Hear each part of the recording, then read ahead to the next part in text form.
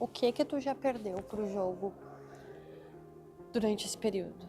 Perdi muito dinheiro, mas principalmente perdi dignidade, perdi tempo, perdi muitas amizades. Não vale a pena a primeira aposta.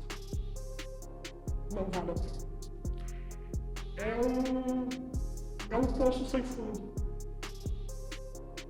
Porque quando a gente pensa que está lá no fundo do poço, tu pode ficar mais ainda. Em questão de valores, quanto tu acha que tu perdeu pro jogo? Aproximadamente 4 milhões e 200.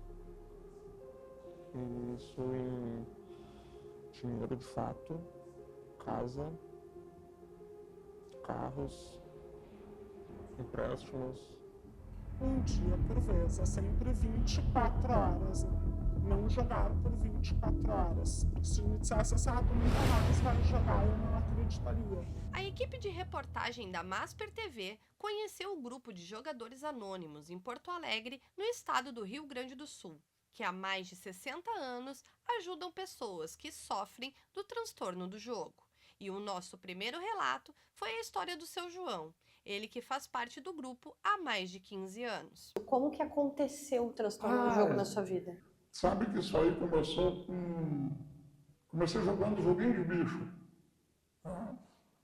Jogava um pouquinho, aí comecei a dar uns ganhos, comecei a me entusiasmar, comecei a jogar bastante. E aí na época, lá em 97, 98, eu descobri os bingo eletrônicos, essas maquininhas, né? Caça-níqueis. E ali sim, foi onde eu fui ao fundo do poço. Né? O que o senhor sentia quando jogava? Tu sente uma sensação assim que tu tá indo pro melhor lugar do mundo, entendeu? Mas é o pior lugar do mundo. E para compreender o motivo e a sensação que o jogo proporciona ao dependente, conversamos com um psicólogo especialista em transtorno do jogo. Às vezes as pessoas já têm problemas de saúde mental anteriores ao jogo. Já têm sintomas de ansiedade ou sintomas de depressão, por exemplo.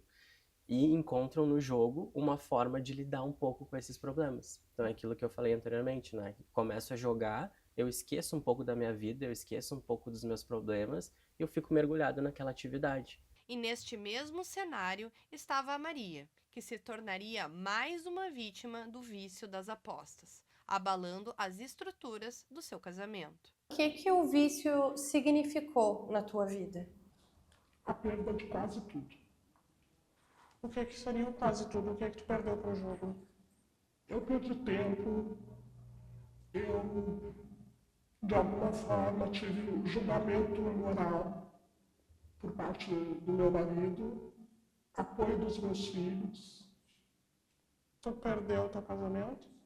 Não cheguei a perder o casamento, mas no primeiro momento, por eu sair muito de casa para jogar, que a minha adicção era caça-níquel, o meu marido chegou a desconfiar que eu estava o traindo.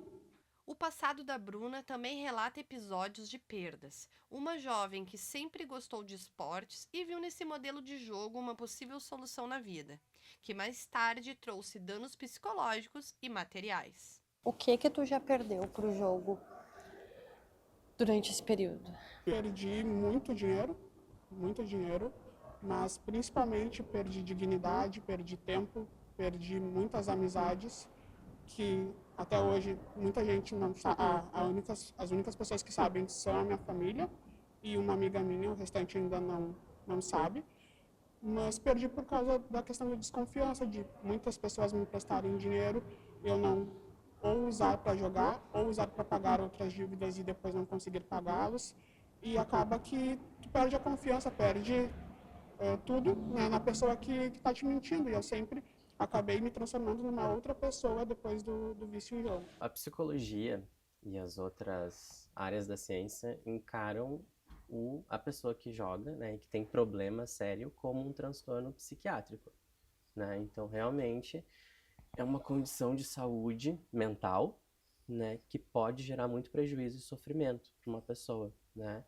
Quando a pessoa começa a apostar e ter muitos problemas, começa a ter sofrimento por conta disso, ela está desenvolvendo um transtorno psiquiátrico, né? Uma dependência, que a gente chama de transtorno do jogo.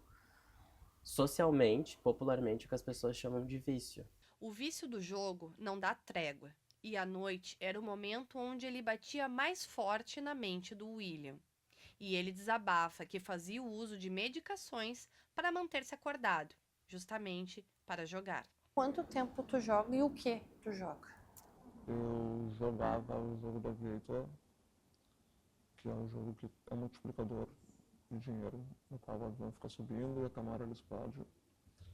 Eu comecei a jogar em 2023, quando eu tinha, não, 2022, quando eu tinha 24 anos.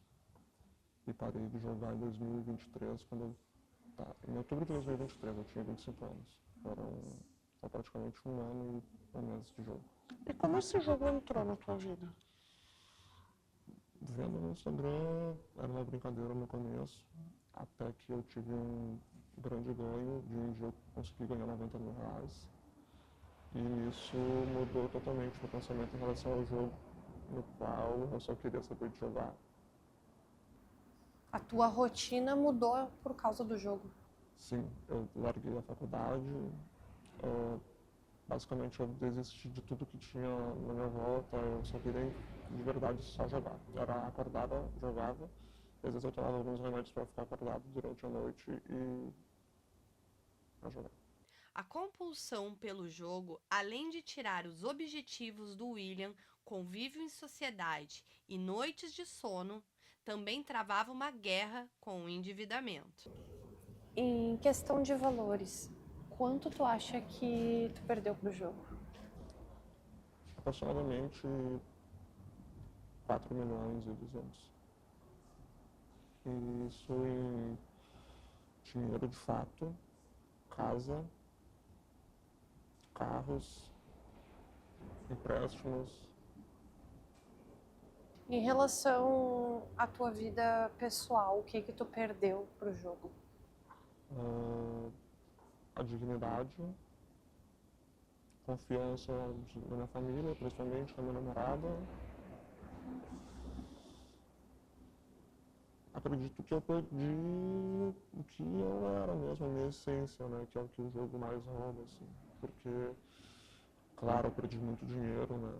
Mas isso a gente consegue recuperar ainda. Mas a essência da pessoa some. Assim como para Maria, que achava que apostas eram apenas uma brincadeira, mas hoje se dá conta que os prejuízos financeiros foram incalculáveis. Fui com ela, não joguei na primeira vez. Da segunda vez que eu fui, joga, como tu é boba, como tu é isso, como daquilo, eu digo, então eu vou jogar. Ganhei. Ganhei muito dinheiro. Que eu nem imaginava. Mas, que bom que eu ganhei. Bom, acho assim, o que eu ganhei, eu devo ter devolvido 100 vezes mais. E Fabiano explica que hoje no Brasil, um dos fatores de risco para o vício do jogo é o fator socioeconômico. Tem ainda o fator socioeconômico. Muitas pessoas buscam no jogo uma forma de complementar a renda, né? Uma forma de aumentar os seus rendimentos, né? Então esse é um outro fator importante, assim, pra gente pensar por que as pessoas apostam ou começam a apostar. Te parecia uma facilidade ganhar um dinheiro extra, é isso? Isso, exatamente. Foi essa o início de tudo e até agora, no final, sempre eu usei dessa desculpa, né, desse, assim, meu cérebro sempre identificava que é um dinheiro que eu consigo fazer fácil e rápido e vai ter um retorno. Não perdi muito dinheiro, mas sempre a gente acaba justificando, né, as perdas com, não, na próxima vai dar certo. E também comecei com apostas esportivas, né, mas depois fui para o cassino online, que aí foi a queda total. Né? A gente consegue identificar que isso realmente se tornou um problema de saúde mental quando a pessoa começa a ter prejuízo ou consequências negativas por conta do comportamento de jogo. Então, por exemplo, a pessoa começa a ter prejuízo financeiro, ela começa a ter prejuízos no trabalho, porque está atrapalhando.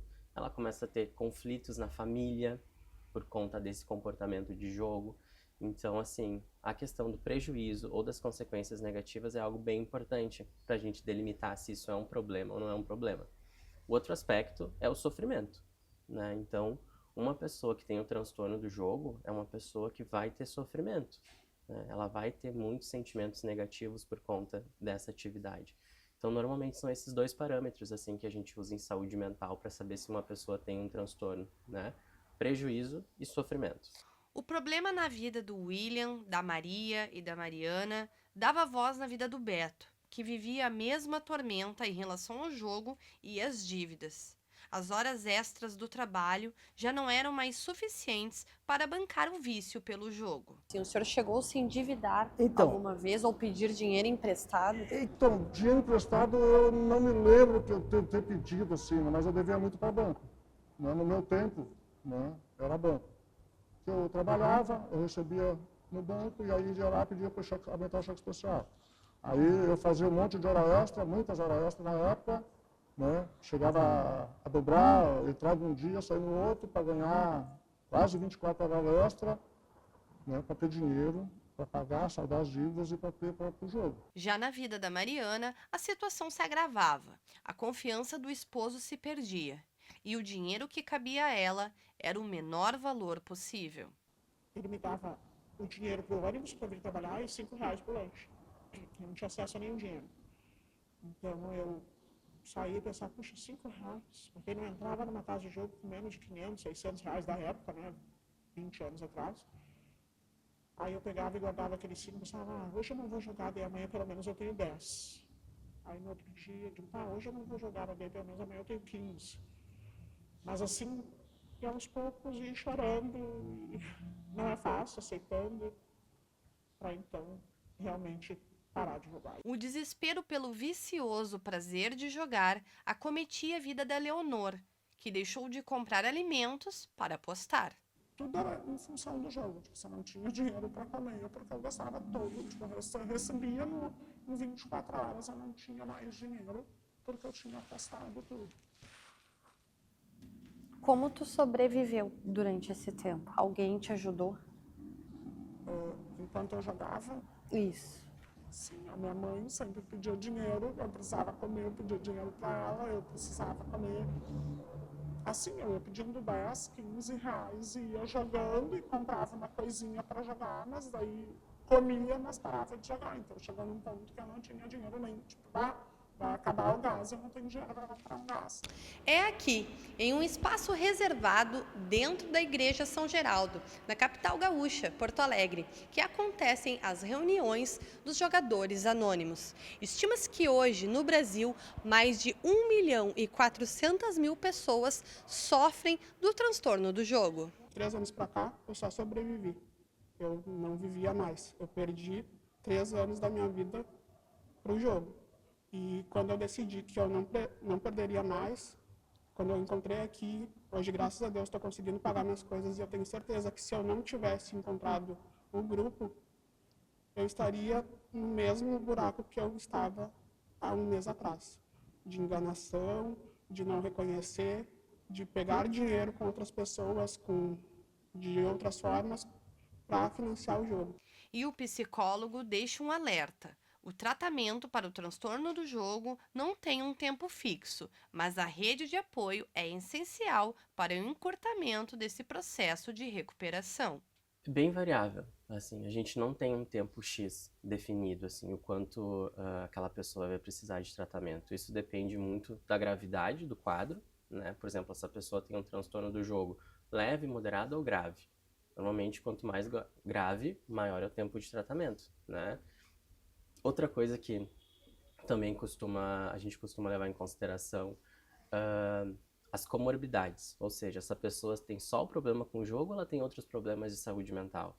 Ou tem outros problemas sociais envolvidos, né? Quanto mais problemas, mais sintomas, mais tempo.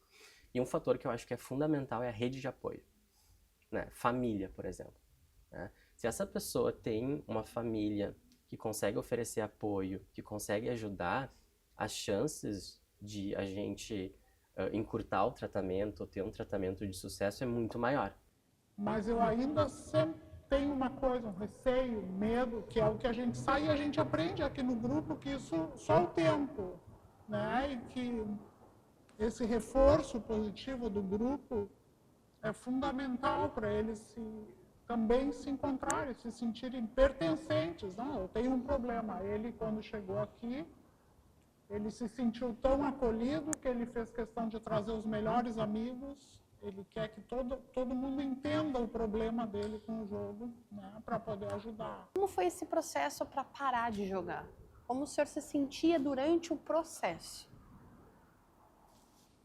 Então, olha só, aqui no grupo de jogadores, né, jogadores anônimos, então são pessoas que têm o mesmo problema que eu, entendeu?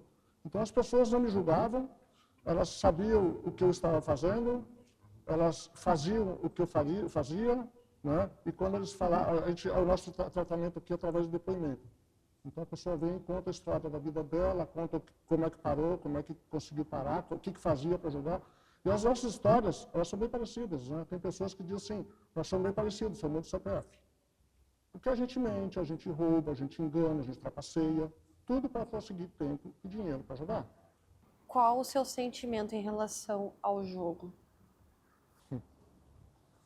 Se eu pudesse voltar lá atrás com a cabeça que eu tenho hoje, com certeza nem chegaria perto, né? E cada um dos participantes relatam uma história, mas todos compartilham do mesmo sentimento: o arrependimento de ter começado a apostar. Qual recado tu deixa para quem está acompanhando hoje e está começando a jogar ou já está passando pelo transtorno do jogo e ainda não procurou ajuda? Para quem está começando a jogar, é que se puder não jogar, é melhor. Porque tem grandes chances de se tornarem um viciado em apostas.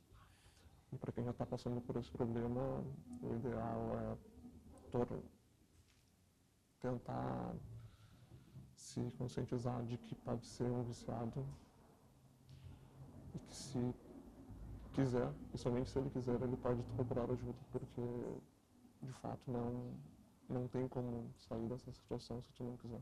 Eu tenho uma família aqui, às terças-feiras, que é o nosso grupo, às terças-feiras eu tenho uma família, né?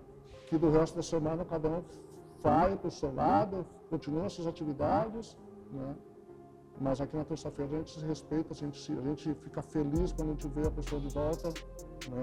Eu peço a gratidão que eu tenho por esse grupo, que tudo que eu fizer aqui nesse grupo, nada vai pagar a serenidade, a forma como eu estou hoje na vida.